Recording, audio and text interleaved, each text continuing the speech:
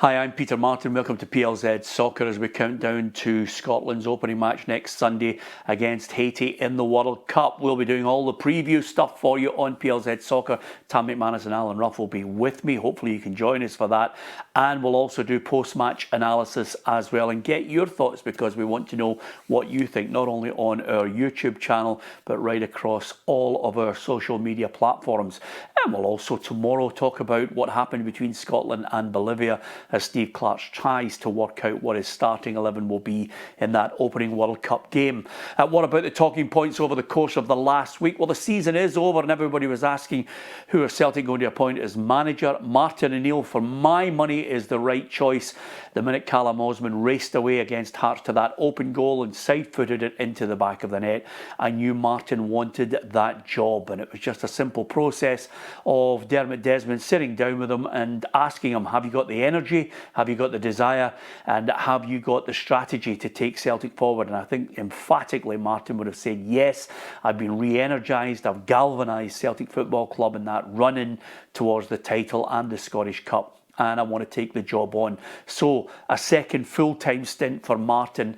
There's a lot of questions that are going to be asked. Martin will have to try and heal that rift between fans and board. I don't think he's going to be able to do that, by the way.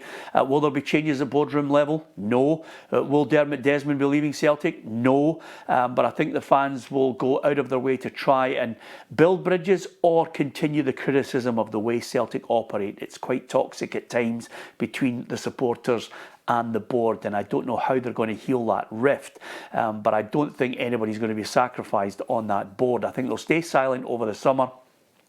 And I think Martin O'Neill will be given the job of trying to rebuild Celtic, and what a job he's got. He's not got the same power he had in 2000. I think Martin comes into a very different Celtic for season 26-27. He's going to have to overhaul the squad. He's going to lose a few key players. The two Japanese players, I think, will leave. Whether Nygren and over and above that Arne Engels go is another matter. But it'll be interesting to see what type of money they spend in the transfer market, and also it'll be interesting to see what calibre of player Martin O'Neill gets in the door, and will that silence the criticism and unrest and displeasure that the fans have with the board? I'm not so sure. One thing that's for certain, with Martin in place, that quickly kills off Robbie Keane in that story. You can't separate politics and sport. I'm sorry if you think it should be separated, but you can't. A lot of fans were unhappy with Robbie Keane's association with Maccabi Tel Aviv. It is a situation which I think Celtic's board could not have taken on board, as far as increasing the pressure, the unrest, the displeasure at the way they do their business. So I think that sideshow has been quickly put to bed. The good thing for Martin O'Neill being in place is he's got Sean Maloney and Mark Fotheringham. Maloney's massive for me because he provides that technical structure for the modern day coach, and Martin can provide all the other magical stuff. Let's not forget, this is a two-time European Cup winner. He's got a lot to offer in a tactical sense. Martin is much more than just the motivational coach, I can tell you. So Celtic fans can look forward to it, but whether they can look forward to the ending or the diminishing of the unrest and the statements coming out, I'm not so sure. But in my mind, it's a good deal. It's the right deal getting Martin O'Neill in. Is it forward thinking? Is it an easy way to try and stop all the unrest? I think the Celtic board have been criticised maybe looking to take the easy option, but you know, what's the easy option in a man who's just won a double?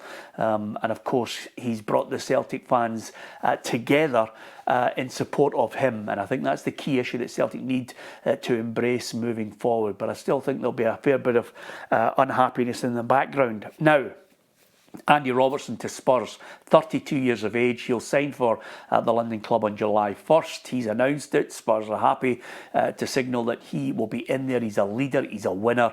And I think Liverpool have made a huge mistake in getting rid of him. It's as simple as that, because quite simply he's got more to offer. I think he's a better player than Milos Kerkez.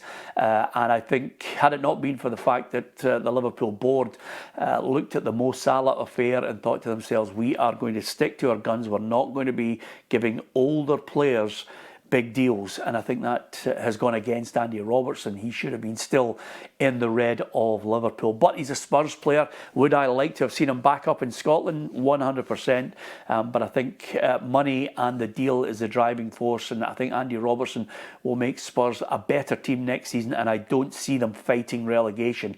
I think they will be mid to top end of the table, trying to fight for a different battle, European football. And Robertson's a great signing for the North London club. What else has been happening? Craig McLeish, what a big gamble it is by St Mirren, but the players like him, the board like him, they like what he's got to offer, and it's a huge job he has. He managed to stave off relegation for St Mirren with that playoff win against Partick Thistle, but the form wasn't great going into the playoff, just one win in the last 6 games. He was trying to change the style of the way St Mirren play. That's not in any way a criticism of Stephen Robinson, because I think Stephen Robinson is a really good manager and will do good things at Aberdeen. But the big task for Craig McLeish, inexperience, can he change the style? Can he get the right type of player in to avoid battling relegation next season for St Mirren?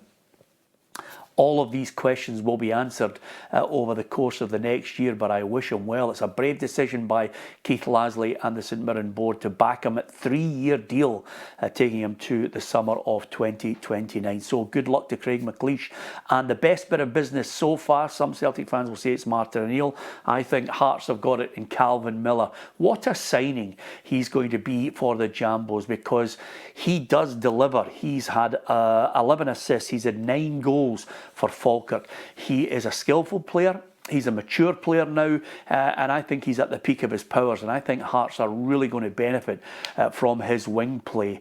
And the other thing about this whole decision is that Hearts can now offload Islam Chesnikov. He didn't really give us any great insight that he was going to be a major player for Hearts, albeit he joined at a time when he wasn't fully match fit. But Miller's better than Chesnikov. It's a great signing, and I think it's one of a number of very interesting recruits that Hearts will make, with Jamestown Analytics very much at the heart of it. Tony Bloom will be looking at what Derek McInnes achieved and what he nearly delivered in the end, but for that last game at Celtic Park. Miller will help them again. It takes them on to another level. The big signing for Hearts, I think, coming up over the summer is how do you replace the 20 goals from Lawrence Shanklin? How do you get a captain that can lead them and drive them on? So keep it locked to PLZ Soccer, and you'll find out exactly when they make that signing. We'll discuss it, we'll analyse it, and we'll get your thoughts as well. There's lots of great programming coming up on PLZ Soccer, and I hope you're going to stick with us. So there you have it. It's Scotland we're going to be supporting all over the summer. All our social media channels will have up-to-date information. Hopefully you can join us. Hopefully you'll hit the subscribe button on PLZ Soccer's YouTube channel. And right now we've got 2 great competitions running. One on the homepage. If you go on there, you've got a chance to win a Land Rover Defender with Lucky Tiger in the prize draw, which takes place on the 19th of July. What date is that? It's the day of the World Cup final, and you could be driving away in that fantastic car. All you have to do is click on the link on our homepage and you could win yourself a Land Rover Defender. We've also got this month with First Class Credit Union a brilliant opportunity for you to win a painting commissioned by Gio Thompson, and he will paint your favourite player. And all you have to do, it's entirely free for you to enter. Go on to our website and click on who you think should be in the top 50 players in Scottish Premiership since 1975. It's not necessarily the best, just one you think should be involved.